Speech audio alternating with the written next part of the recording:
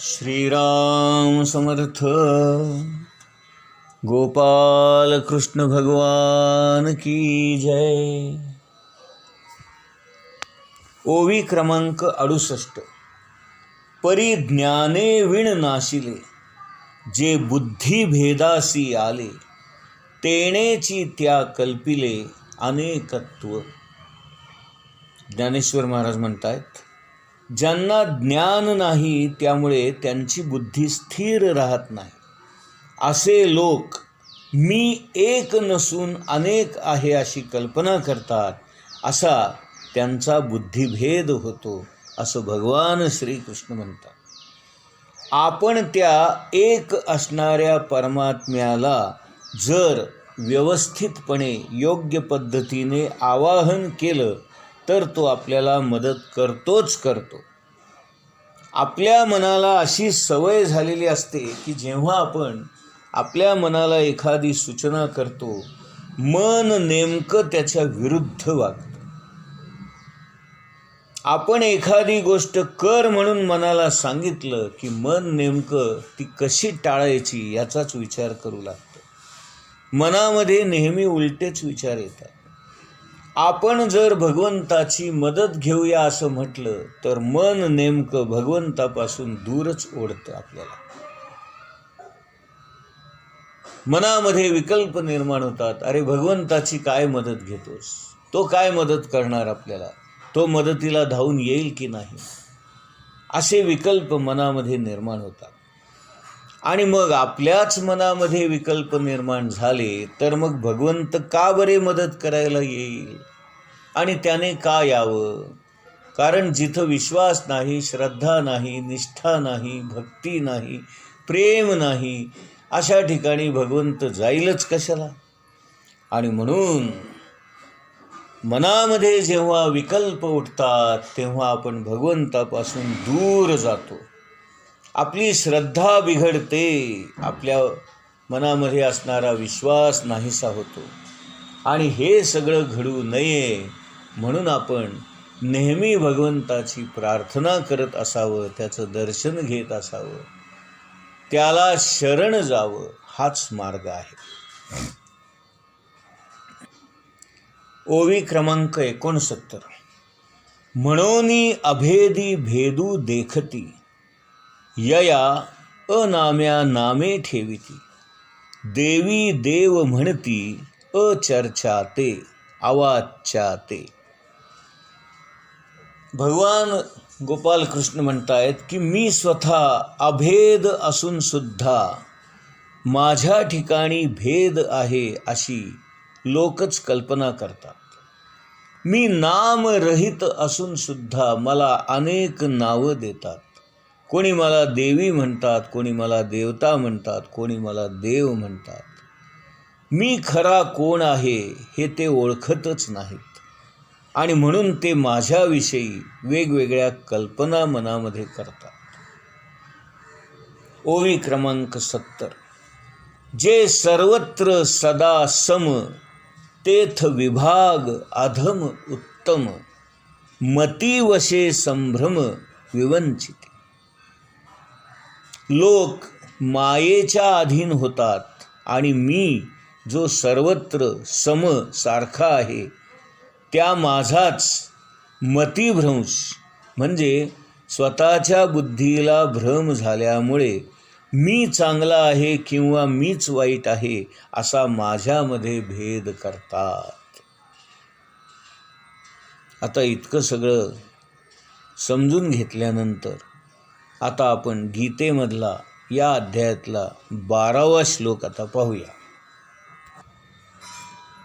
कांक्षतः कर्मणां सिद्धिं यजन्त इह देवताः, क्षिप्रं हि मानुषे लोके सिद्धिर्भवति कर्मजा.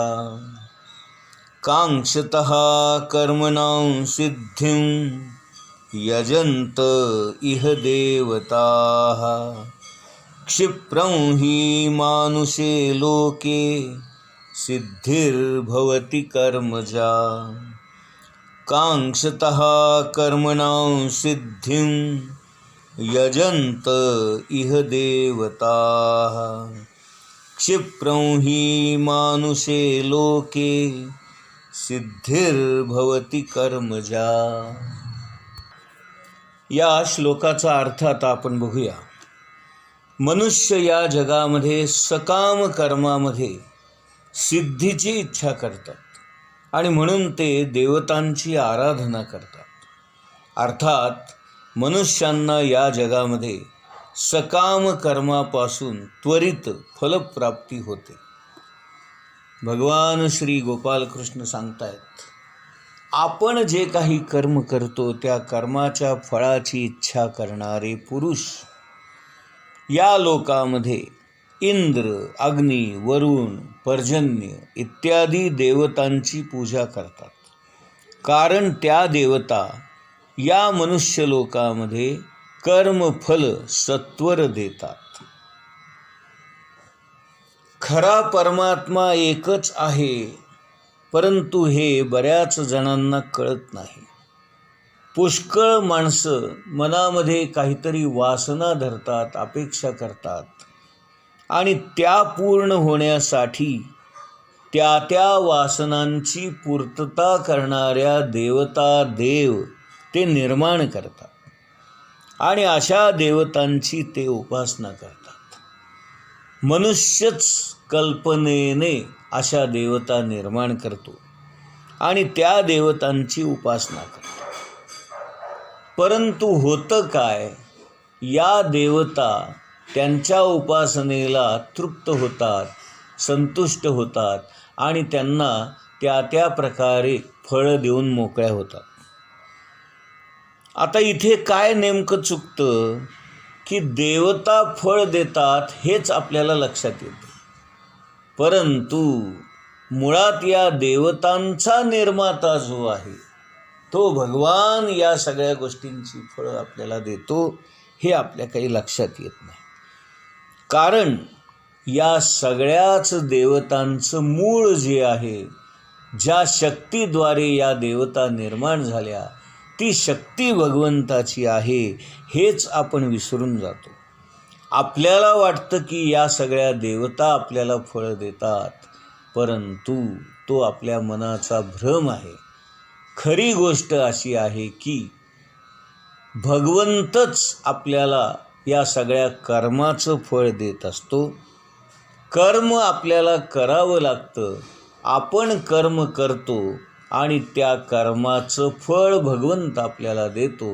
पण मधल्यामध्ये मात्र आपण ज्या देवतेची उपासना केली त्या देवतेकडून आपल्याला हे फळ मिळालं अशी विनाकारण आपली मनाची समजूत करून घेतो आणि म्हणून आपण या देवदेवतांमध्येच अडकून पडतो.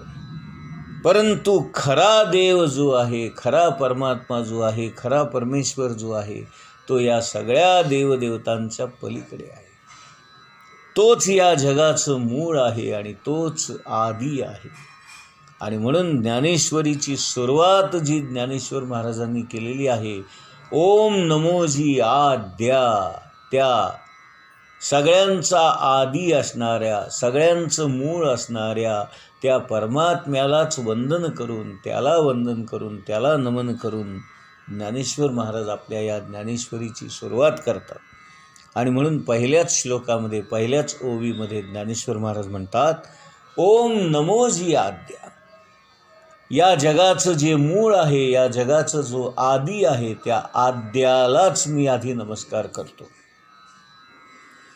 आणि म्हणून ज्ञानेश्वर महाराज आपल्या या ओवीतून लोकांच्या वागण्यामधला दोष काय आहे तो दाखवतात. ओवी क्रमांक 71. मग नाना हेतू प्रकारे यथोचिते उपचारे मानिली देवतांतरे उपासते.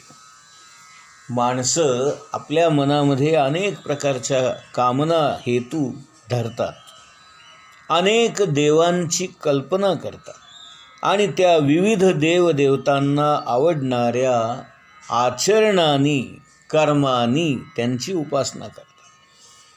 हे आपल्याला सगळ्या गोष्टी वेदांपासून चालत आलेल्या आहेत. आणि मग अनेक देवदेवता आहेत. अग्नी आहे, वायू आहे, वरुण आहे, पर्जन्य आहे. या सगळ्या देवता आपल्याला योग्य ती फळं देत असतात. परंतु देवता फळ देतात असं जे आपल्याला वाटतं ते मात्र चुकीचं आहे. कारण आपण जे कर्म करतो, आपण जी उपासना करतो, या देवतांची उपासना समजून आपण जी उपासना करतो ती खऱ्या भगवंतापर्यंत पोहोचते. आणि म्हणून खरा भगवंतच आपल्या या उपासनेचं, या कर्माचं फळ देतो. आणि आपल्याला वाटतं की या अमुक अमुक देवतेच्या कृपेने हे सगळं मिळालं. म्हणून आपल्या संस्कृतमध्ये एक फार सुंदर श्लोक आहे बघा.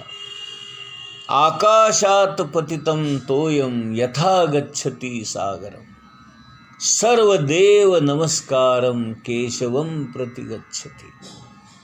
आपण कुठल्याही देवतेला नमस्कार केला, कुठल्याही देवतेचं पूजन केलं, कुठल्याही देवतेची उपासना केली, कर्मकांड केलं, आचरण केलं, तरी ते शेवटी त्या केशवापर्यंत म्हणजेच मूळ भगवंतापर्यंत म्हणजेच परमात्मा परमेश्वरापर्यंत जाऊन पोहोचतं.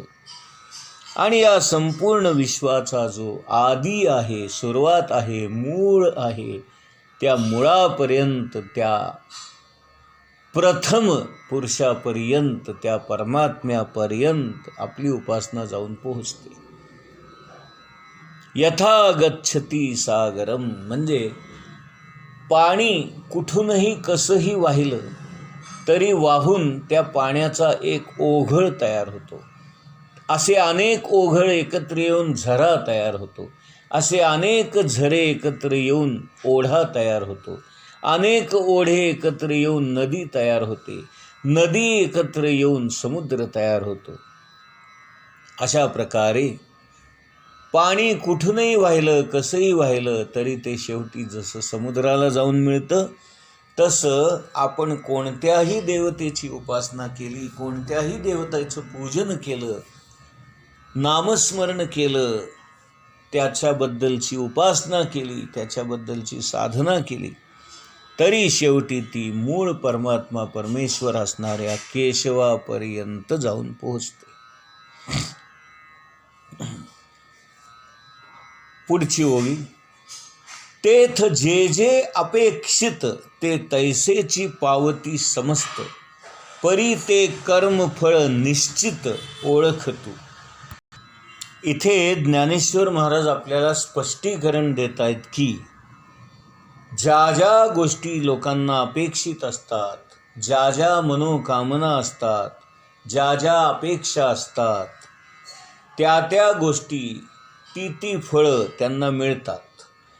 परंतु त्या देवतेची केलेली ही उपासना फलद्रूप झालेली नसून आपण जे कर्म करतो त्या कर्माचं हे फळ भगवंत आपल्याला देतो, हे सर्वांनी लक्षात ठेवावं, असं इथं ज्ञानेश्वर महाराज आपल्याला सांगतात. आपल्याला उगीचच असं वाटतं की मी अमक्या देवाचं अमकं केलं म्हणून माझं हे फळ मिळालं. तसं नसून त्या देवाप्रित्यर्थ जे आपण काही कर्म केलेलं असतं ते कर्म मूळ भगवंतापर्यंत जाऊन पोहोचतं. आणि म्हणून त्या कर्माचं फळ आपल्याला मूळ भगवंत देत असतो. ओवी क्रमांक 73. वाचून देते घेते आणिक, निभ्रांत नाही सम्यक, एथ कर्मची फळ सूचक मनुष्य लोकी. हा एक महत्त्वाचा मुद्दा इथे ज्ञानेश्वर महाराज सांगतायत की आपलं हे जग म्हणजे कर्मभूमी आहे. आणि या कर्मभूमीमध्ये ज्या ज्या देवता आहेत त्या या कर्मभूमीमध्ये वावरणाऱ्या शक्ती आहेत. तुम्ही या शक्तींची उपासना केली, या शक्तींची साधना केली तर स्वाभाविकपणे त्या तुम्हाला सिद्धी प्राप्त करून देतात. ज्ञानेश्वर महाराज आपल्याला असं सांगता आहेत की ही देवता नसून तुमचं जे कर्म आहे तेच तुम्हाला फळ देत असतं.